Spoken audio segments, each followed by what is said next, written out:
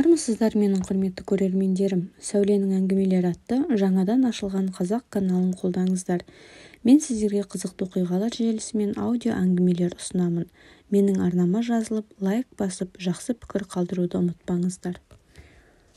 Шырмауық тағдыр. Жасы біразға келсе де тұрмысқа шықпаған құрбым бар еді.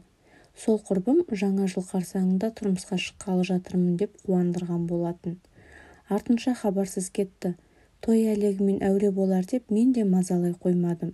Бір күні телефоныма хабарласып ала алмаған соң өтінемін, біздікіне келші, жаман болып отырмын деп хат жолдапты. Оптимистік көзқарастағы құрбым тіпті несиесін төлей алмай қиналғанда да бұлай жазбаған. Не болды екен? Хабарламаны оқи сала кешкісін үйге емес құрбымдікіне тарттым. Жатақхананың бір бөлмесін жалдап тұратын.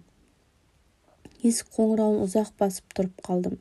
Әлден соң шашы удар-дудар, көзі ісіп кеткен құрбым есікті ашып мені құшақтап үйге кіргізді. Қашанда тазалықты сүйетін құрбымның бүгінгі кейпін көріп таң қалдым. Төсек орны жиналмаған, үстел үстінде 3-4 күннен қалған қалдық тамақтар үйіліп тұр, киімдер де ретсіз шашылып жатыр. Бірақ оның біріне қымсынатын емес. Құрбым шай қойып келейін деп ақ шәйнектің құлағын көтеріп шығып кетті. Қарап отырмай мен де төсекті қағып сілкіп жинап, столды тазалауға көштім. Столды жиып бола бергенде құрбым да ысқырған шәйнекті ұстап кірді. Ой, кешірші, жағдайым болмай жүр деп қысыла сөйлеген құрбым тоңазытқыштан анау-мынау алып дастарханға қоя бастады. Терезеге жақындап орындыққа отыруға ыңғайланғанмен стол астында жатқан қағазды іліп алып терезеге қойғалы жатқам. Бірақ қағаз аурухананың қағазы болғандықтан не болып қалды екен деп әуестігімді жеңе алмай көз жүгіртіп оқи бастадым. Алғашқыда түсінбей қайталап оқыдым. Иә, құрбым түсік тастапты. Маған таңдана қараған ол, бәрін басынан бастап айтайыншы, ішім өртеніп барады деді. Дастархан басына жайғасқаннан кейін біресе жылап, біресе күліп, өз өмірінің қиындықтарымен бөлісті. Ары қарай құрбымның сөзімен сөйлесек. Мен оңтүстікте туып өстім. Жоғары сыныпта оқып жүргенде анам қайтыс болып кетті. Ағам бізді жетімсіретпейін деп қайтадан тез үйленген болатын. Әкемді аға деймін. Бірақ нағыз жетімдікті біз сол өгей шешем түскен күннен бастап көрдік. Жалғыз інім болды. 2 жылдың ішінде 2 бала тапқан ол, баласын емізгені болмаса, барлық жұмысты маған істететін.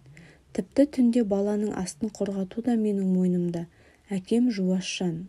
Көріп біліп жүрсе де қарсы бір нәрсе айтқан емес. Өгей шешеммен мектепті аяқтай салысымен жақын жерде маған күйеу қарай бастады. Бізге көрші боласыңдар, ағаң да көз алдыңда болады деп сумаңдаған шешем үй шаруасына мені өмір бақилық малай жасағысы келген сияқты. Бірде ағам алыс туыстар қайтыс болып сол жақта қалып қойды. Арам ойын бірден іске асыруға талпынған өгей шешем жас шамасы 40-тан асып қалған қырма сақалды біреуді ертіп келді.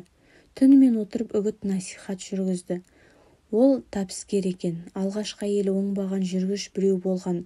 Осыған тисем маңдайым жарқырайды екен. Ағама да көлік әпереді екен. Жеке кәсібі дөңгеленіп отырған дәулетті жігітке қыздар таласып тұрып тиеді деп сөзін аяқтаған шешем, енді сен де ыңғайлана бер дегендей анаған көзін қысып тұрып кетті. Іле орнымнан атып тұрғанмен өліп қалсам да байға тимейтіндігімді айттым. Көнбеген мені тіпті бөлмеге қамап қойды. Терезеден секіріп шыққанмен сынып жетекшімнің үйіне түн жарымында келдім. Еңіреп жылап тұрған мені көріп, сынып жетекшімнің көзі атыздай болды. Мен ол кезде жеке куәлігімді алып қойған едім. Жасым 18-ге толуға 2 ай қалған. Сондықтан заң орындарына барғанмен еш нәрсе шығарып дәлелдей алмадық. Әкемді алдап-сұлдап сеніміне кіріп алған өгей шеше ақырында мені үйден қуып шықты. Шымкентке келдім. Барар жер, басар тауым жоқ болғандықтан сыныптасымның әпкесінің үйінде тұрдым. Жақсы адам сияқты көрінген. Кафеге даяшы болып жұмысқа тұрдым. Өз тамағың мен киіміңе ақша тапсаң болды, сенен ақы алмаймын деген әпкесінің де ішкі есебі бар екен. Жаңа жыл қарсаңы болатын. Ауылға барып інімді көргім келді. Қатты сағындым. Аздаған жиған ақшама ініме, ағама, ағамның 2-ші некесінен туған бауырларыма бір нәрселер алып бардым. Барғаныма 2 күн өтпей жатып, Анар әпше, сыныптасымның әпкесі, звондап шақырып алды. Үйге келсем, Анар әпше мен тағы бір орта жастағы әйел отыр екен. Жаным күнім деп отырып, мені өз ұлына айттырғалы отырғандығын жеткізді. Суретінде көрсетті. Бойы ұзын, келбетті жігіт. Мынадай әдемі жігітке қалай қыз қарамайды, неге мені таңдады деп ішімнен ойласам да келісімімді бердім. Бермеске амалым жоқ еді. Анар әпше қашанғы мені үйінде ұстасын. Солай Бәйдібек ауданына өз аяғымен біреуге келін, біреуге жар болуға бардым. Барғаныма өкінемін деп ойлаған жоқпын. Болашақ күйеуің сыртта жүр дегенді желеу етіп, беташардан кейін бір-ақ көресің деді. Кеш батты, шымылдық ішінде отырған едік, есік жақ тарпылдап кетті. Екі жігіт иық тірестіріп бірге кірді. Шыққыр көзім көрмей-ақ қойса болар еді. Күйеуім Даун синдромының ауыр түрімен ауыратын болып шықты. Біреу жетектеп жүрмесе өз бетімен жүре алмайды. Тамақты да қасықпен беру керек. Таң атқанша жылап шыққанмен таң атысымен бірінші автобуспен Шымкентке келдім. Қалтамда бар жоғы 10 000 теңгедей ақша бар. Одан Алматыға келдім. Бірақ қайда жүрмейін, арымды сақтадым. Алматыға келген соң алғашқы күндері вокзалға түнеп жүрдім. Бір күні бір апай жан ашып бір дүкенге алып келді. Сол жерде қона жатып сауда жасадым. Аяғыма тұрған соң пәтер жалдап саудаға шықтым.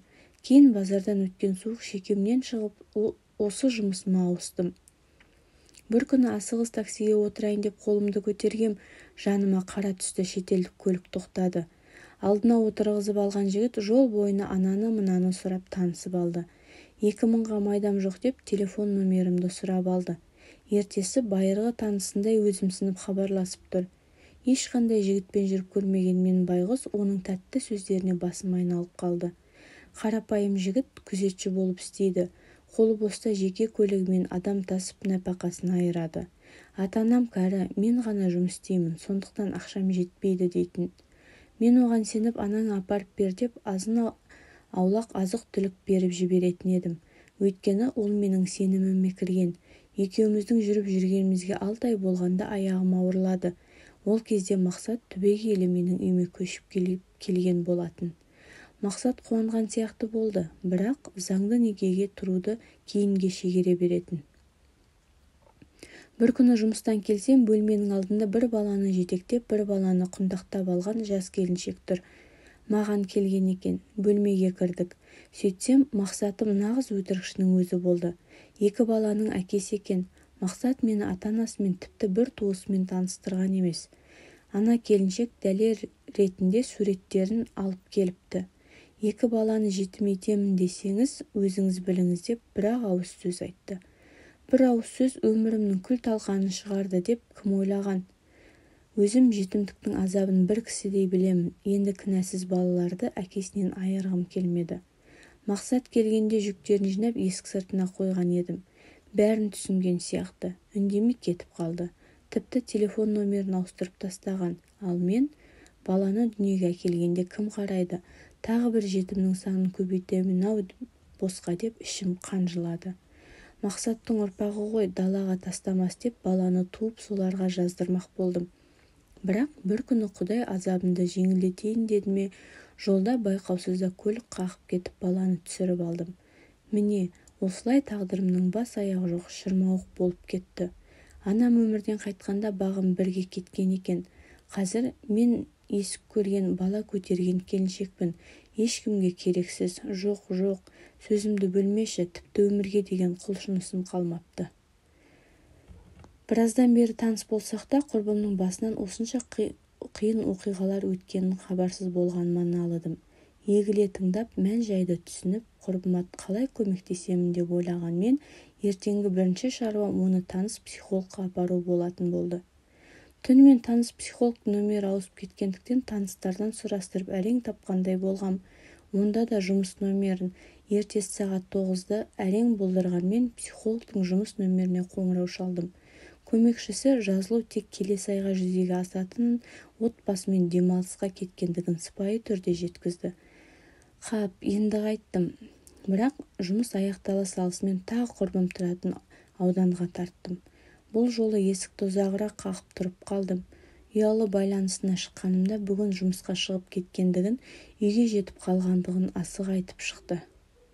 Көп ұзамай құрбым да көрінді. Кеше байқамаған екенмін. Біраз асып кеткен, жымиған түр танытқанмен арғы жағы мұңды көзқарас. Баладан айырылғаннан кейін бірақ түсіндім. Кішкене болса да жыбырлап жалғыздығымды білдірмейтін еді. Баладан айырылғаннан кейін 2-3 күн өткен соң ғой деймін. Мақсат қоңырау шалды. Кездесуге әйел екеуі бірге келіпті. Шағын дәмхананың түпкіргі жағында отырдық. Екеуі маған қарама-қарсы отырды. Мақсатта үн жоқ, төмен қарап отыр. Құрбым деп бастады сөзін келіншегі. Біз Мақсат екеуміз ойлана келіп, баланы жетімсіретпейік, қанша дегенмен Мақсаттың қаны ғой деп, егер келіссең, баланы өзімізге асырап алуға шешім шығардық. Мақсаттың екінші әйел етіп алуына да қарсы емеспін. Әрине, әйел ретінде маған мұндай шешім қабылдау ауыр. Бірақ Мақсаттың көз алдымызда солып бара жатқаны көру мен үшін одан да ауыр. Негізі Мақсат мені аяғынан кейін үйленген болатын. Менің аяғым ауырлап қалды бір тұрақсыз жігіттен. Ағаларым білсе өлтіретін еді. Не істерімді білмегенде осы Мақсат тығырықтан шығар жол тауып уақытша үйленген едік. Сезімге беріліп екінші сәбиімді дүниеге әкелдім. Сондықтан Мақсат қайда барамын десе де мен ұстап тұра алмаймын деді. Келіншегі бір рет аяғын шалыс басса да ақылды екен.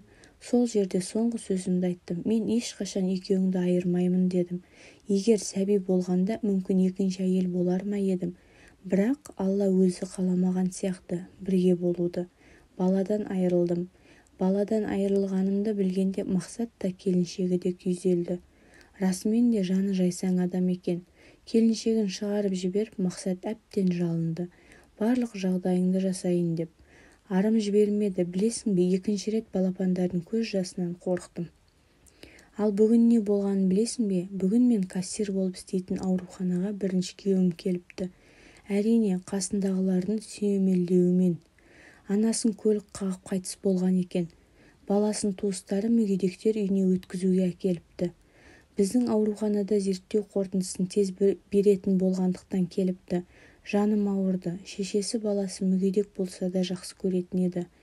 Бұл жағдай ауыр психологиялық салмақ болды.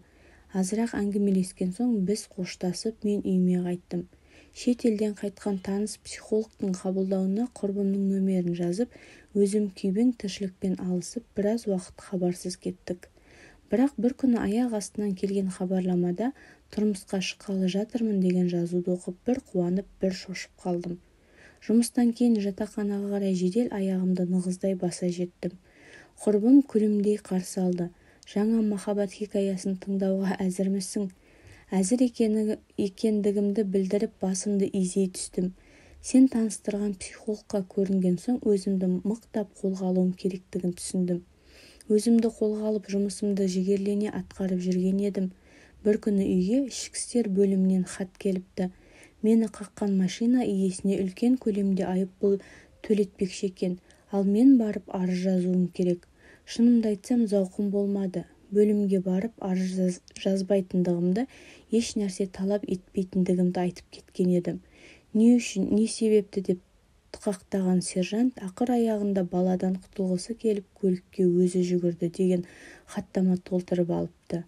Психолог жайына қалды. Күнде жүгіріс, саған хабарласқанда телефоның өшіп тұрды. Кейін білдім ғой шет елде іс-сапарда жүріпсің. Ақыр аяғында жазатайым оқиға екендігін дәлелдеп жатып, әрең құтылдым ғой. Бірақ сенбейсің, мені қаққан жігіт екеуміз бірге бөлімге барып келіп жүріп, қалай жақын адамға айналып кеткенімізді сезбей қалыппыз. Ол ажырасқан, сол күні әйелі тастап кеткен екен. Машинаны қатты айдаған себебім сол еді дейді.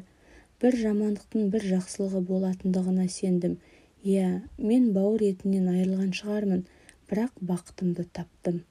Үнсіз тыңдаған мені құрбым ақырын құшақтап сен бақытты болуға лайықсың деп сыбырлады.